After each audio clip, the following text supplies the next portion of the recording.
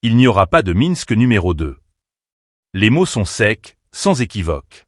Vassili Nebenzia, représentant permanent de la Russie à l'ONU, a balayé d'un revers toute hypothèse d'un accord de cessez-le-feu qui, selon lui, permettrait à l'Ukraine de se réarmer sous couvert de négociations.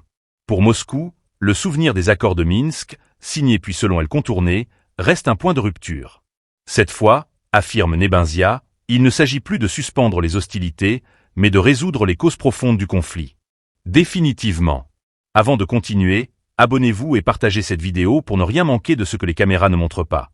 Les coulisses diplomatiques d'un conflit où chaque mot pèse autant que chaque tir.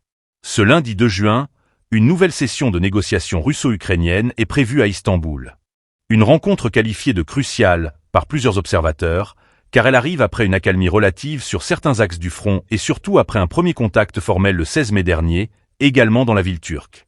À cette date, pour la première fois en 3 ans, les représentants de Moscou et de Kiev se sont retrouvés à la même table. Une réunion discrète mais lourde d'enjeux. Elle a permis un accord d'échange de prisonniers de grande ampleur, 1000 contre 1000, et une amorce de discussion sur une éventuelle trêve que les Ukrainiens ont souhaité porter au niveau des chefs d'État. La Russie a entendu cette requête, mais n'a pas encore donné de réponse officielle. La délégation russe, inchangée depuis le tour précédent, affiche une composition hautement stratégique. Vladimir Medinsky, conseiller du président, Mikhail Galouzine, vice-ministre des Affaires étrangères, Igor Kostukov, chef du renseignement militaire, et Alexandre Fomin, vice-ministre de la Défense. Une configuration qui en dit long sur la nature des discussions attendues, pas seulement diplomatiques, mais aussi militaires et sécuritaires. Du côté russe, un mémorandum complet sera présenté à la table des négociations. Il s'agit d'un projet de traité de paix incluant des propositions pour répondre aux origines structurelles du conflit.